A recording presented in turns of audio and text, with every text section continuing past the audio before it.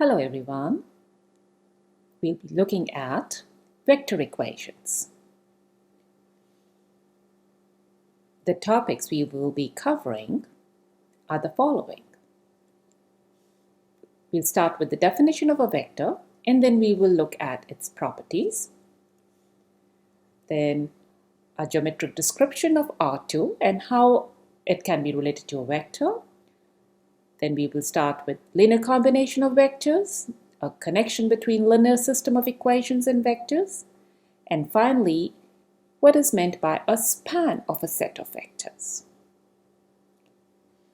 So let's begin with vectors formally.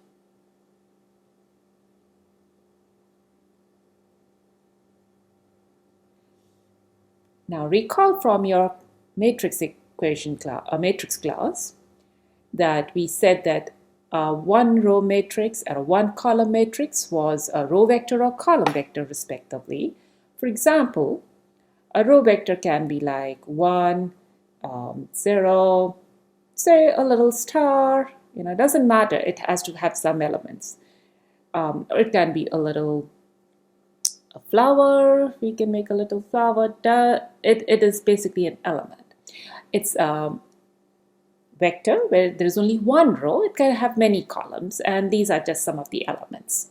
And now that's a row vector. Let's look at an example of a column vector. So a column vector, it can be an element, say, it can have A, B, C. So what we see over here is a vector with one column but 3 rows. Now we can also have a vector with one column and 2 rows.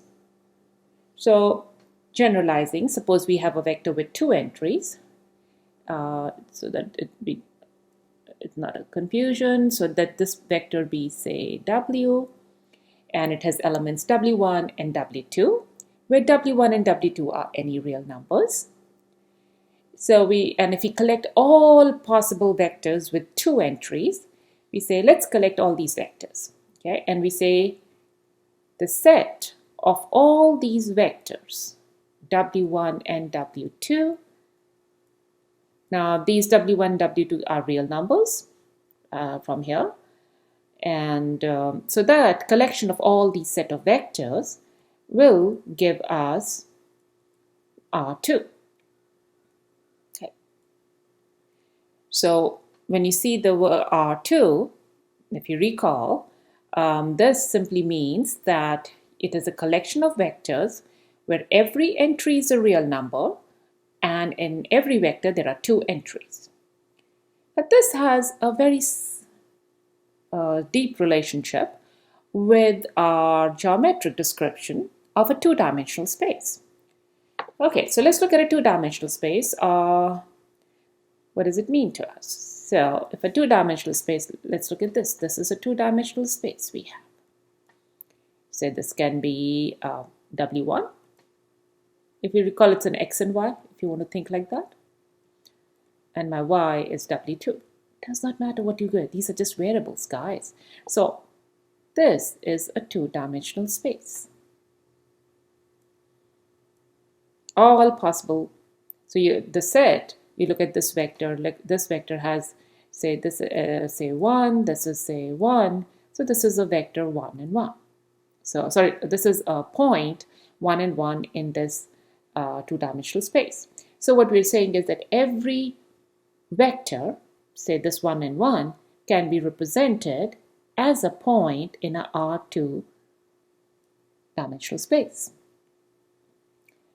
Or it's an XY plane. Or here it is a W1, W2 plane. It doesn't matter. It's a name given to it. So what we are saying is, so this is what I'm basically talking, the geometric description of R2. So when we put up all the vectors of 2 entries, we say it is R2. And we can also relate it to the things we have learned. It is the set of all points in a 2-dimensional space. Okay, so let's formally put it down. let's look at a rectangular system in the plane. Because every point in the plane is determined by an ordered pair of numbers, so we can identify a geometric point with the column vector AB. So that's what simply it means. I just talked about in that example before. Suppose I have the the XY plane, which we are more comfortable with if you want, and I have a point here, say this is a point A and B. It's a collection of all ordered pairs. Now remember, ordered pairs means the position is the most important place. A will take the first position and it is representing the x-axis, and B is a point on the y-axis. So the position matters, and that's exactly what a column vector is talking about. Here's the position of the vector. Even it's one column, but B would be in the second row and the first column, and A will be representing the first row and the first column. So that's where the connection is being made. Of the position of a point is basically equivalent to the position in a vector. So what we have just talked about is that R squared, that is the XY plane or the two-dimensional space, is nothing but the set of, which is the set of all the points in the plane, is the same as the set of all vectors, where every vector has two entries. Now we can generalize this concept to vectors in R3 and further to vectors in Rn for any positive integer n. Okay. So how does the vector in R3 look like? So the vectors in R3 look like one column with 3 rows in it. That's how a vector in R3 looks like. If I have a positive integer n, then Rn is the collection of all list or all ordered n tuples of n real numbers, and we can usually write it as a column matrix, such as given below, U1, U2, U2 up to Un. Okay. Now, this was just the definition of a vector and its relationship to n-dimensional spaces. Let's talk in terms of properties.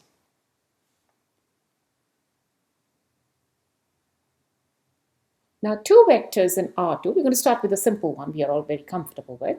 We say two vectors in R2 are equal if and only if their corresponding entries are equal. For example, if I say AB equals, say, -1 and 2. So because of this equality sign, so this vector says U and this vector is V. We will say U vector equals V vector if and only if A is -1 and B is 2. Now if I have two vectors in U and V, say, and we say their sum is the vector U plus V, which is obtained by adding corresponding entries of U and V. Now kind of didn't pick up the nicer one. So let's say I have a vector U here. Let me pick for this one. Say I have a vector U, which is 3 and -1, and I have a vector, say, V, which is 4 and 5. So if I want to add these two vectors, now remember these are basically a matrix with one column, and when you remember from your matrix addition, the only way matrix addition is possible is that if the sizes are the same, and these sizes are the same because these are 2 by 1. That's the size of this vector, and this is the size of this vector. So if I'm adding these two vectors, basically I am adding their corresponding entries. So it's 3 minus 1, and it can be only done if their sizes are the same. Okay, so what do we get? We get 7 and 4. Okay, now let's look at a scalar multiple of a vector. So if I want to multiply, say, 5 to U. So that simply means you're going to multiply every element of U by 5. So my element of U is 3 and -1. So when I multiply a scalar to any vector, so for in this example, it will be 15 and -5. And that's what this third bullet point says, that if a vector U and a real number C is given, the scalar multiple of U by C is a vector CU, which is obtained by multiplying every entry in U by that scalar C. Yeah. Okay. So scalars are real numbers over here at this point. We are taking it to be. So let's do some vector operations. Very simple, guys. Find 4 times u minus 3 times v, and then you can add 4u and minus 3 times v for vectors u and v given below.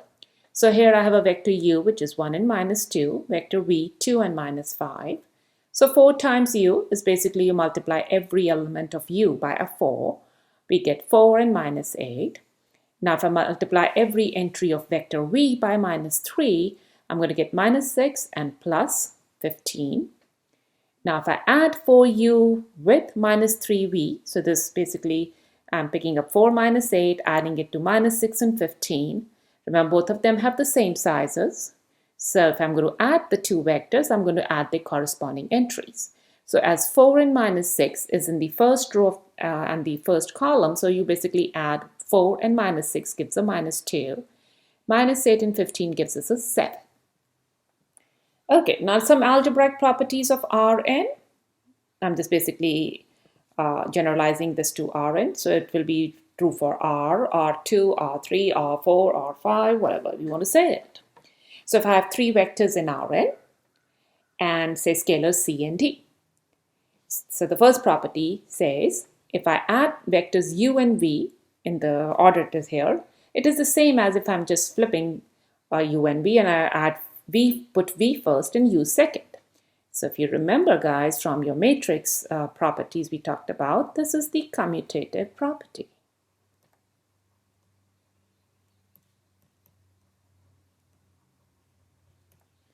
Now, if I have 3 vectors u, v, and w, and I group u and v first, and then I add w to it, it's the same as I'm adding v and w first, and then I add a u to it. It doesn't matter, in other words, how do I group when I'm doing addition of vectors. So this is called the associative property.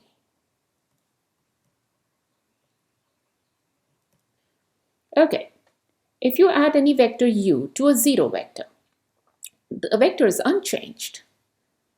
It doesn't matter you put 0 vector to be first or 0 vector to be second. So this tells us that 0 vector here, it's not the 0 real number, it's a vector. This 0 is the additive identity. So when I say the vector, because this vector is going to be in Rn. So for my 0 over here, it will be 0, 0, dot, dot, dot, and they are n of them. So this is a n by 1 vector. Now, if you have a vector u and you multiply it by a negative u, in other words, you're basically getting a 0 vector. So when I say minus of u, it basically means minus 1 times u. So minus 1 minus u is called the additive inverse. Now, there are two distributive properties here. So if I distribute the scalar u to a sum of vectors u and v, it's the same as saying c times u plus c times v. Or if I'm adding two scalars, c and d, and then multiplying it to a vector u, it is the same as I'm basically multiplying c with u and then d with u and then add. So this is your distributive properties. Here a vector is being distributed, here a scalar is being distributed.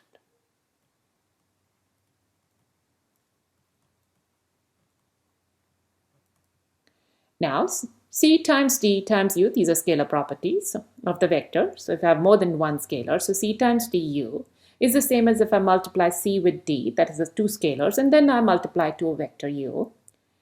And finally, if I have 1, now this, guys, is 1 times u. So if you multiply the number 1 with u, you get the vector itself.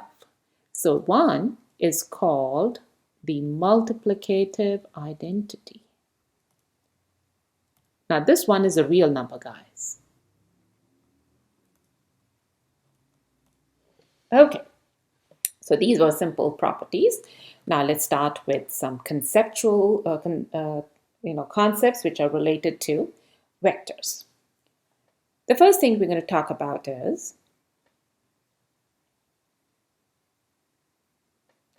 linear combination of vectors. What it simply means is, if I have a set of vectors and I have some scalars, say my set of vectors are v1, v2, vp, so these are my set of vectors, and I have some scalars c1, c2, cp.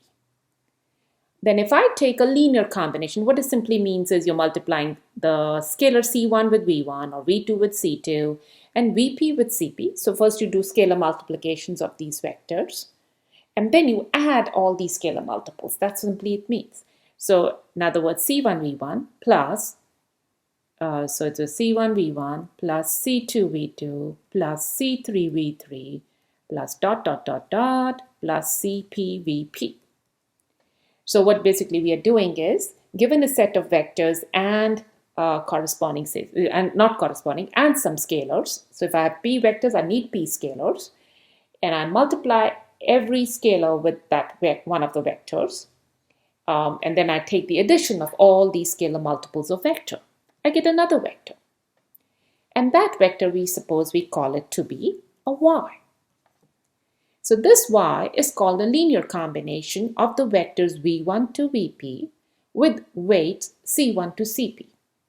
You can call the weights, the ci's to be weights, you can call the ci's to be coefficients, you can call the ci's to be scalars, you can call this also to be constants.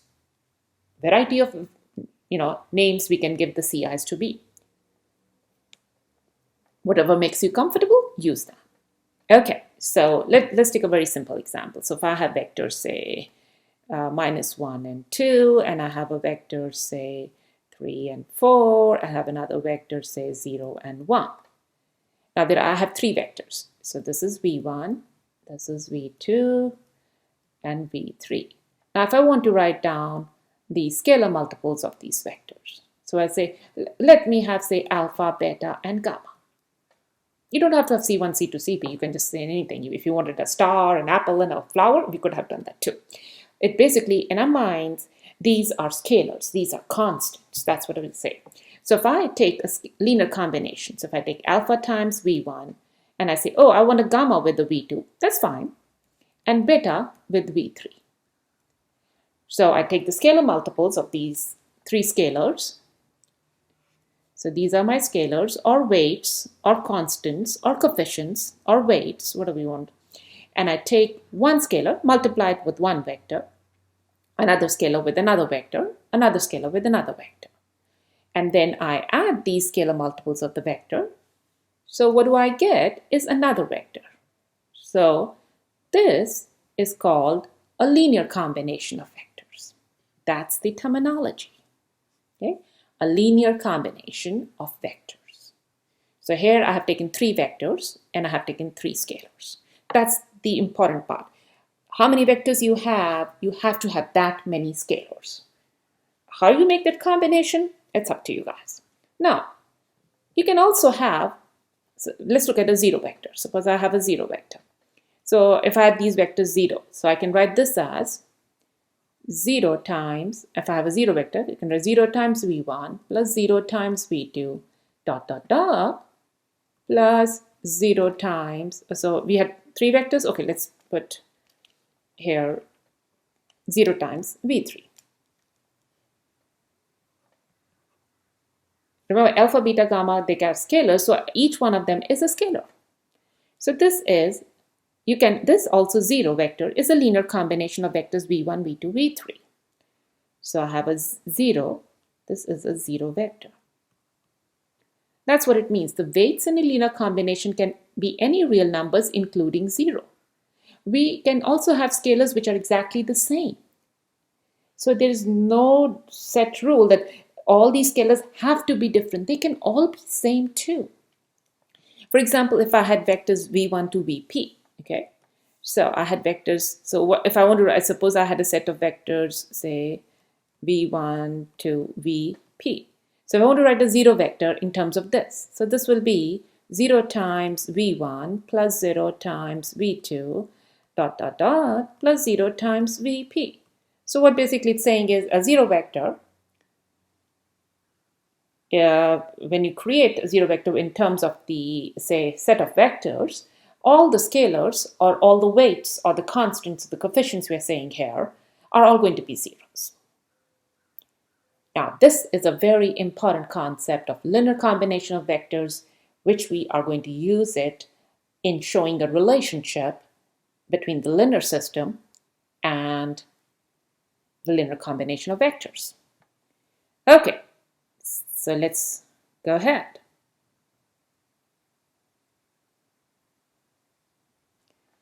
I'm going to explain all this with the help of an example, how we see a relationship between a linear system, that means a system of linear equations, and linear combinations of vectors.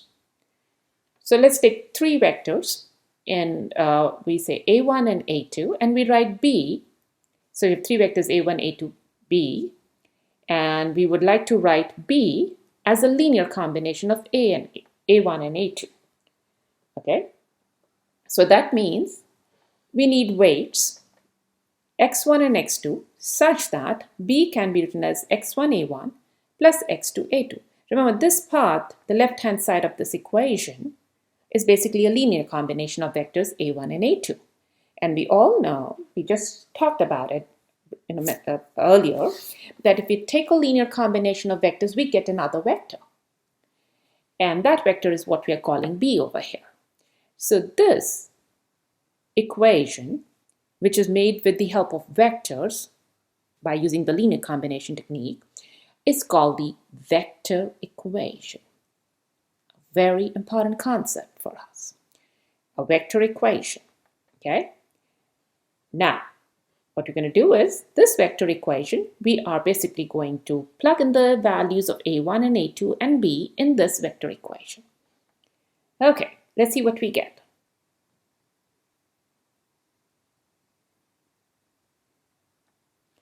So, the vector equation, as we just said, was x1a1 plus x2a2 equals b.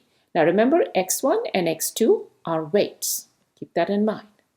These are weights or scalars. Let me write it down. I've been saying it a lot. These are vectors, scalars.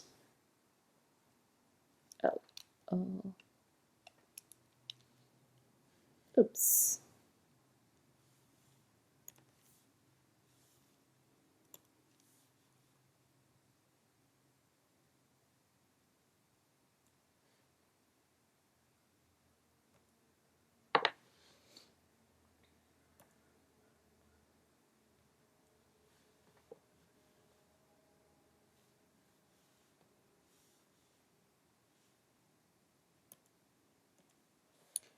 So, as I said, so these are weights, scalars, or we can also call them constants, or we can also call them coefficients. Okay, so I'm saying x1 and x2. Okay, so let's go ahead and just plug in the values for a1, a2, and b. So the a1 was 1, minus 2, 5, 2, 5, 6 was a2, b was 7, 4, negative 3. Now what we're going to do is, we're going to multiply x1 with the vector 1, 2, minus 2, minus 5, x2 with the vector 2, 5, 6, and then when we do that, what is the next equation we get? We get the vector to be x1 minus 2x1 minus 5x1 when added to 2x2, 5x2, and 6x2 gives us the vector 7, 4, minus 3. Now, the left-hand side, these are two vectors. We can add these two vectors, and when we do that, what we get?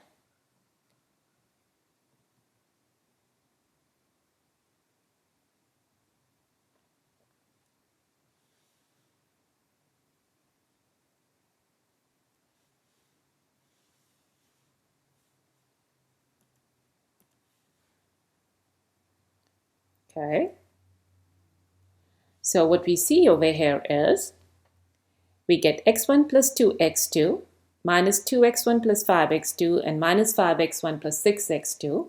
This is one vector equals 7, 4, minus 3. Now by equality of these vectors, we can see that the first row, x1 plus 2x2 equals 7, minus 2x1 plus 5x2 equals 4, and minus 5x1 plus 6x2 equals minus 3. So clearly, what we have shown over here is that we started with a vector equation, we ended up with a linear system or a system of linear equations.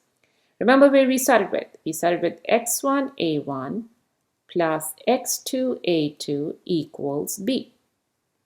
So when we look at this scenario, this is a vector equation and we just applied simple scalar multiples and equality of vectors as well as addition of two vectors. So three things we did, and we saw the movement of change from a vector equation to a linear system of equation. Now let's see how we can do some problems related to vector equations and linear system of equations. Okay, let's start with an example here, guys.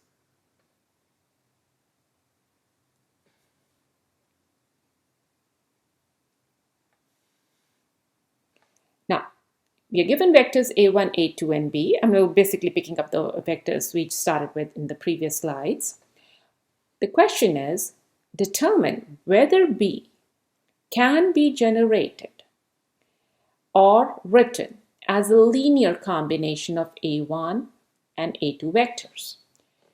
So remember in the previous slide we said that if I am given a vector b and I can write it as a linear combination, at that point we were just showing a relationship between the linear combination of vectors, that is the vector equation, can be easily transported and written as a linear system of equations. Now that was what those previous three slides were. Now, what we're saying is it's the same vectors we have, but the question now is, can b, the vector b, be generated by a linear combination of a1 and a2? Or we say that can this vector b be written as a linear combination of a1 and a2? So that's the question. Determine whether. So what does this simply mean? The solution says, if I say b is generated as a linear combination, it simply says find the weights x1 and x2. That's the meaning of it. Determine or can be. So if b is generated by a linear combination of vectors, that means I'm looking at the weights or the scalars or the constants or the coefficients x1 and x2 such that the vector equation given below has a solution. That's what it literally means over here. Okay, so let's go ahead and do the math. So now this we already know how to change this vector equation into a linear system. We already saw that earlier. LS, remember, is a linear system or linear system. We can write this vector equation as a linear system.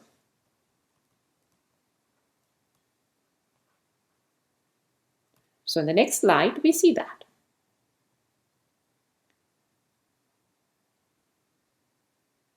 Okay, so a vector equation now is written as a linear system, which is given over here. And remember, the question is determine whether b can be written as a linear combination of those vectors a1 and a2. What we were basically being asked was, can there exist two scalars x1 and x2 such that b can be written as that linear combination? Which in turn says, because if b can be written as that vector equation, that means vector equation has a corresponding linear system of equations. So this whole question is now being asked in the form of whether that linear system is consistent. Because if I say b can be written as that linear combination, that means I can find those vectors or scalars x1 and x2. So if I can find those vectors x1 and x2, that means the linear system which corresponds to that vector equation has a solution. So all these things are interrelated. So remember, we talk about vector equations and we are going back to a linear system having a solution or not. A very deeper meaning here.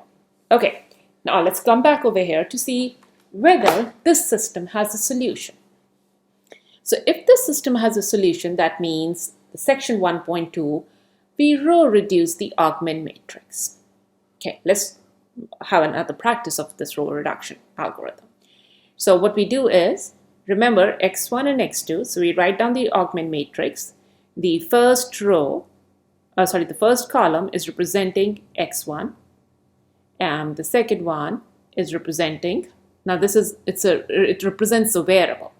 But if you notice, this is the vector a1, and this is vector a2. And the last one is the vector b. And in terms of the augment matrix, the first column is representing the variable x1, it represents the variable x2, also those things. I'm going to keep on going back and forth, guys, between what we have learned earlier and things which we are learning now. So I'm going to keep on having that connection all the time. Okay, now here we want to know whether this augment matrix, when we row reduce it, will give us a solution.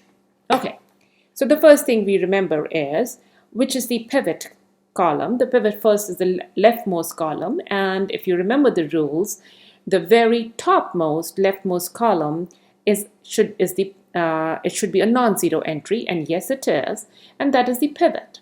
So if this is the pivot, so we're going to make sure is the elements below the pivot, this remember is the pivot, guys, as it has to be a non-zero entry, and everything below that has to be a bunch of zeros. Okay, now to do that, this is the row operations, the elementary row operations we are applying.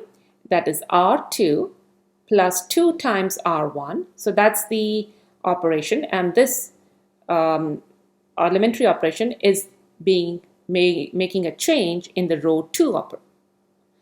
And similarly, R3, when added 5 times to R1, gives us a change in R3.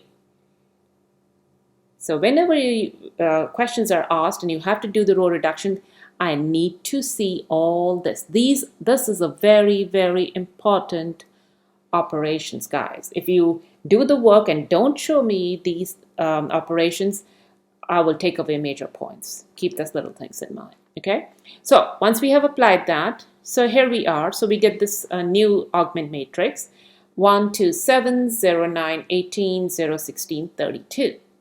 Okay, now notice 9, 18, 16, and 32. There is a common multiple in the second and the third row. So I'm multiplying the second row by 1, 9, and the third row by 1, 16. Okay, when we do that, we get a new augment matrix 1, 2, 7, 0, 1, 2, 0, 1, 2. Clearly, the third row is the multiple, is basically exactly the same as the second row. So, now if I want to get a solution, that means I have to make this to be 0. I'm going to write it into a row reduce. Remember the row reduce. This was the next pivot column, so that means 1 and 2, these both of them have to be now 0. In order to do that, what is the row operation we do? To get 0 in the last, basically this one is R3 minus R2 goes to R3, and R1 minus 2R2 goes back to R1. So when you do that, you basically have a row reduced matrix. And notice this one is like the two columns of the first two columns of the identity matrix I3. And if you remember from the row reduction, this is saying x1 is 3 and x2 is 2. Or if you do not remember that, remember this augment matrix can be written as a linear system. I can write down a linear system of this matrix. So what this is going to be? It's going to be x1 equals 3. So you write down the linear system corresponding to this augment matrix, and x2 equals 2. So the more you guys have practiced these augment matrix row reduction algorithms on that, the more you will start seeing answers as you are doing. Okay, so what has this all told us? That yes, we have got values for x1 and x2. That means we've got the values for the weights. So, which basically says that this linear system, which corresponded to that vector equation, is consistent, which in turn says that B can be written as a linear combination of x1 and x2. Okay, so here the solution of equation, so this is where it is. I think this is not right. So the solution, and let me just go back and change the right numbers. So this solution of this equation we are talking about. So the solution of this vector equation, or this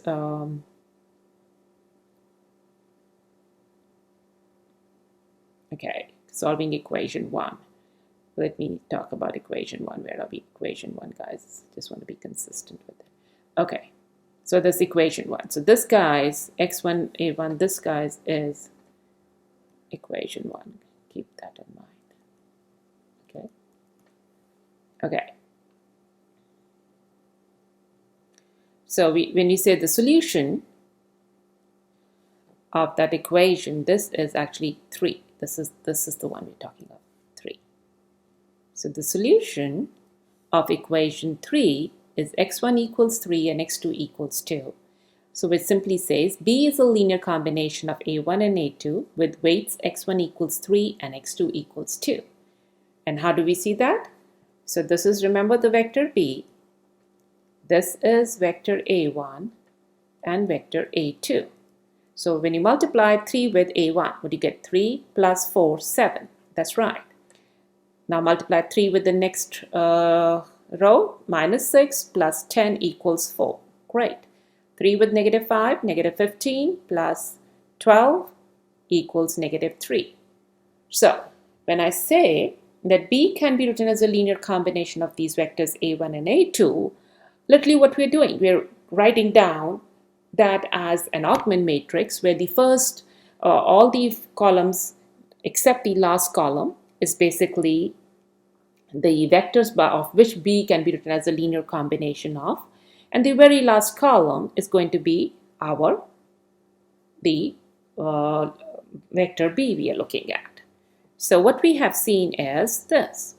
So if I were to say that B can be written as a linear combination of vector a1 and a2, it simply means that the original vectors, when a1, a2 are written as the columns of the augment matrix, always keep in mind the one we written as a linear combination of is always going to be at the very last column, and that is going to be the last column of the augment matrix, and the rest of the other columns before that last column are going to be the vectors where we are checking whether B can be written as a linear combination of that.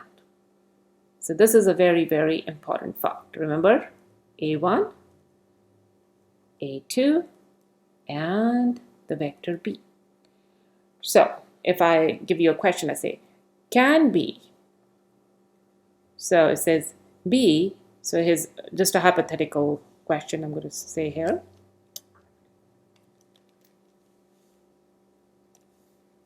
I say, can B be written as a linear combination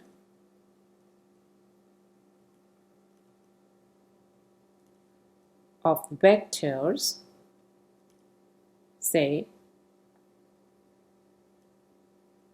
k1, k2, k3, k4. So I'm just writing down this.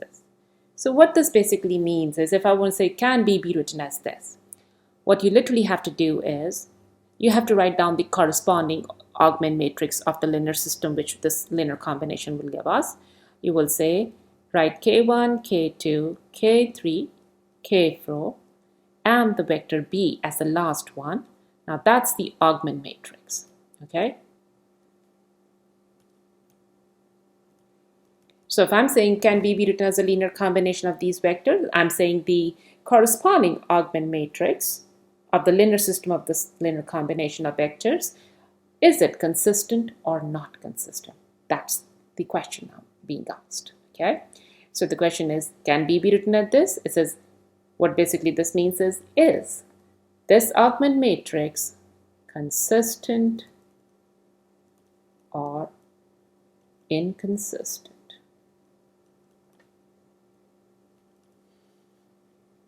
So what does simply it means over here? It says if B is written as this linear combination, that means the augment matrix is consistent.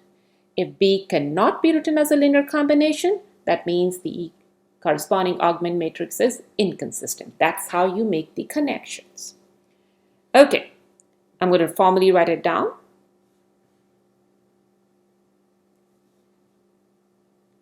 The relationship between a linear system and a vector equation.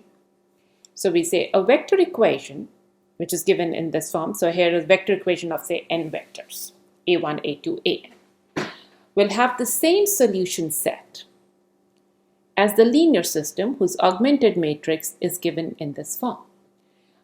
In particular, we are saying B can be generated by a linear combination of these vectors a1 to an if and only if there exists a solution to the linear system corresponding to the augment matrix given by equation 4.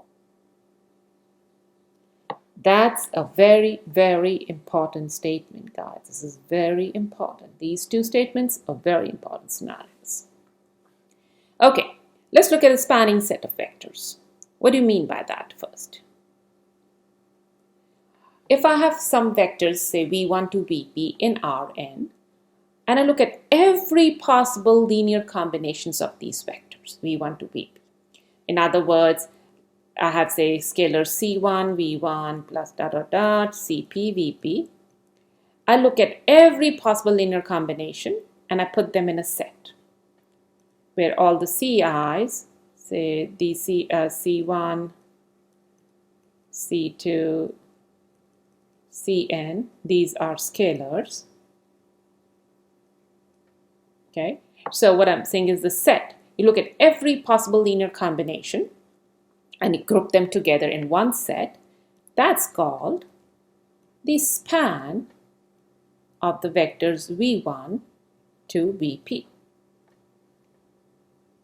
Okay.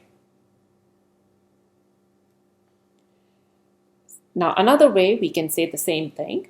The span of the set of vectors v1 to vp is also called the subset of Rn, which is spanned or generated by the vectors v1 to vp.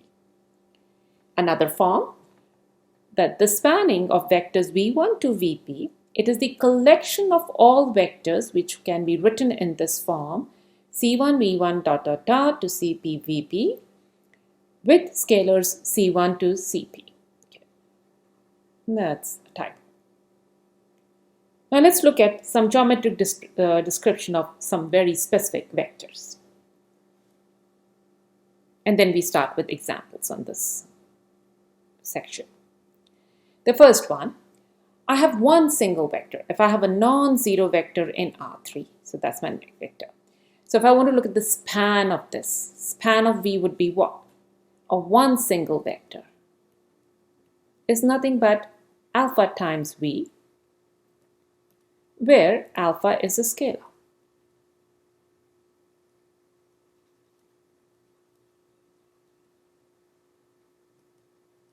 Okay, so it's a span of vector where alpha is a scalar. That means alpha V. What does alpha V means?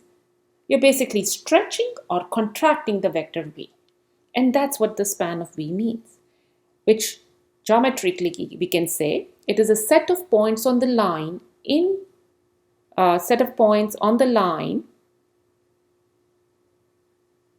passing through V and the origin.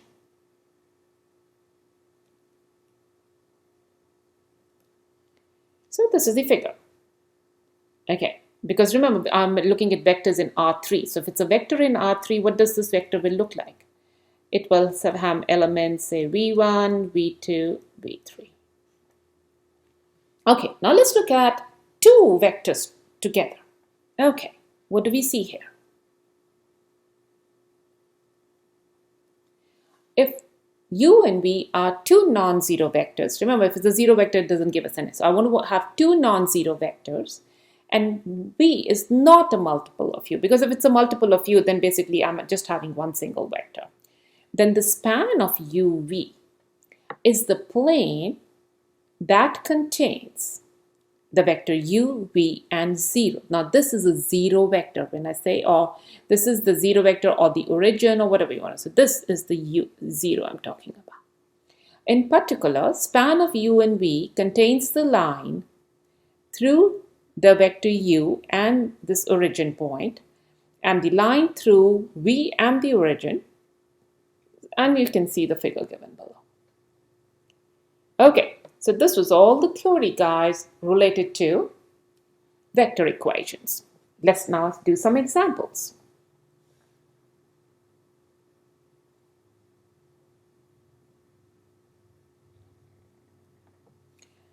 Write a system of equations which is equivalent to the given vector equation. So now remember, this is a vector equation, so that means this is a vector a1. Say this is a vector a2, and say this is vector b. x1 and x2 are scalars. Now I want to write a system of equations, that is a linear system. So what do? We write 6 times x1 minus 3 times x2 equals 1 minus x1 plus 4 times x2 equals minus 7, 5x1 plus 0x2, so you don't even have to write it down, equals minus 5. That's the system of equations. Okay, let's go the other way around. What this mean is, given a system of equations, a linear system here, we basically have a linear system here, guys, by the way. I would like to have a vector equation. So, remember what's a vector equation? It means the weight x1 and then a vector. Basically, what you do is you look at all the x1 coefficients, put them in one vector, and be consistent with how the equations are given. If the first vector I'm taking to be 4, and the second equation would be the second value for the second row of this vector, and the third equation will kind of be representing the third row. So this is 8. So I have to be very careful, first of all, when I look at this linear system, that all the variables are in kind of stacked in order here. And then you pick up the next one is x2, and then pick up all the terms and be consistent with how you have actually written down your linear system. So then you pick up 1, that's coming from the first equation, then minus 7 coming from the second equation, 6 coming from the third equation, plus x3. And you have to be consistent that equation 1 will always come first. Coefficient for this one is 3. Then this is -2, -5 equals. And this also you have to be consistent because the first row corresponds to the first equation. So 9, 2, 15. So what my suggestion here is, guys, when you're writing it down, make sure the linear system first is in the perfect scenario where you can easily just copy, pick up the correct numbers and just plug it down. Now let me show you a little example here.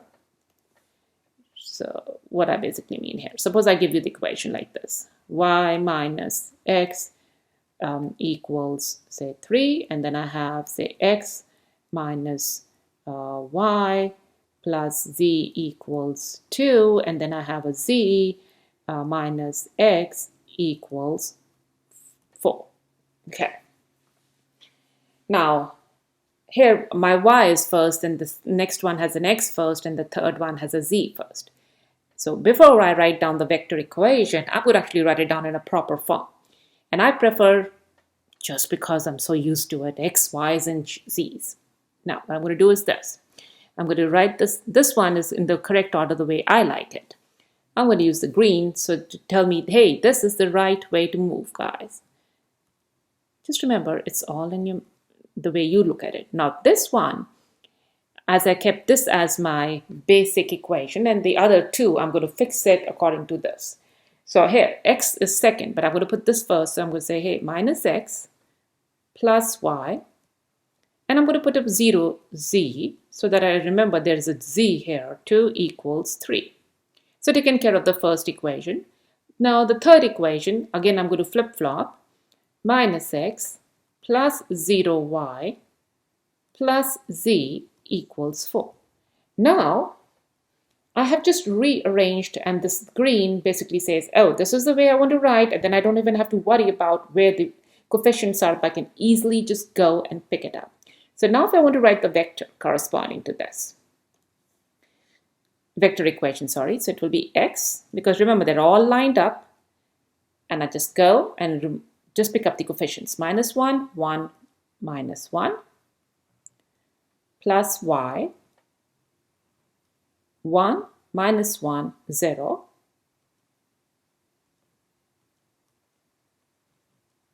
okay, plus z. Z will have 0 in the first, then 1 second, and then 1 again. This equals 3 to 4.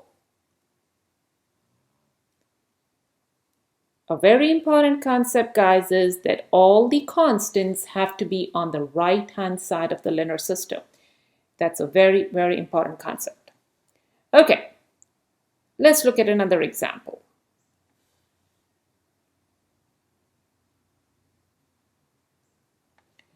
Given vectors a1, a2, a3, and b, which are given below, determine whether b can be written as or generated as a linear combination of a1, a2, and a3. Okay, so what basically I'm saying is determine. Determine, in other words, I'm saying, hey, can I get the scalars x1, x2, x3 such that the corresponding linear system of equations is consistent? Okay, so what we basically do is we can solve this vector equation by writing it as a system of equations. So it is x1. So remember, this is the vector equation. x1, x1a1 plus x2a2 plus x3a3 equals b. So if b can be generated, that means this vector equation has a solution. That means the corresponding augment matrix of the linear system will have a solution. Or that means the system of equations, which we can write it from this vector equation, will be x1 plus 2x3 equals minus 5, minus 2x1 plus 5x2 equals 11, 2x1 plus 5x2 plus 8x3 equals minus 7. Now this is correctly in the correct form. So to solve the system is we row reduce this augment matrix. It is shown in the next slide. So we have 1, minus 2, 2, 0, 5, 5, 2, 0, 8. Remember, this is the vector a1, this is the vector a2, and this is the vector a3. Just check it over here again. That's these vectors. Okay. And the b vector is the last column of the augment matrix. Now remember, we just want to write it in the row echelon form. Remember, we're not saying determine. When it says the word determine whether it is consistent or not. So for the first thing you have to always say is try go to the row echelon form. And once you go to the row echelon form, then make sure is the theorem 2 valid. Okay, so let's first apply the row operations. That is the row reduction algorithm. We get these to be 0. We do it by R2 plus 2R1 goes to R2 and R3 minus 2R1 goes to R3. This is the next augment matrix we get. And clearly, then you need to make this to be 0 because this is the next pivot column. And 5 has to be made to be now 0.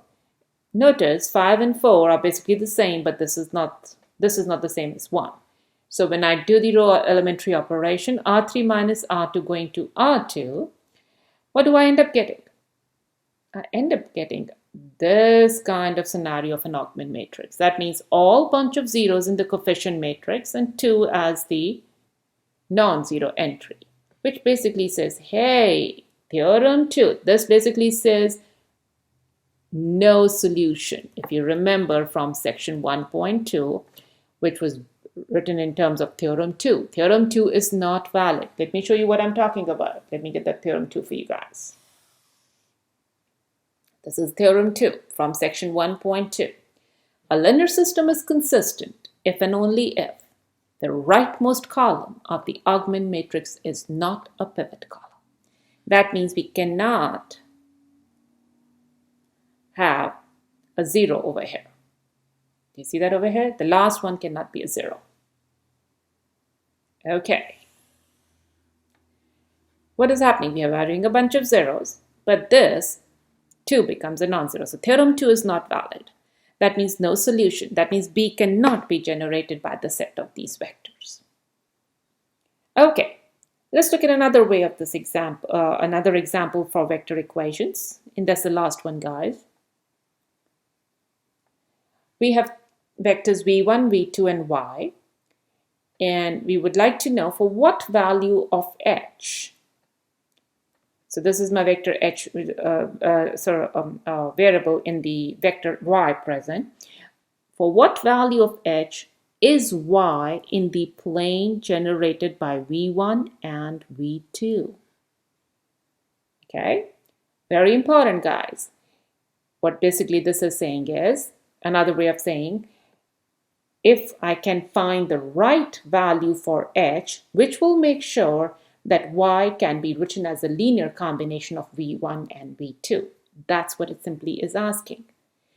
And what does that mean? First of all, we write down the augment matrix corresponding to this vector, equation.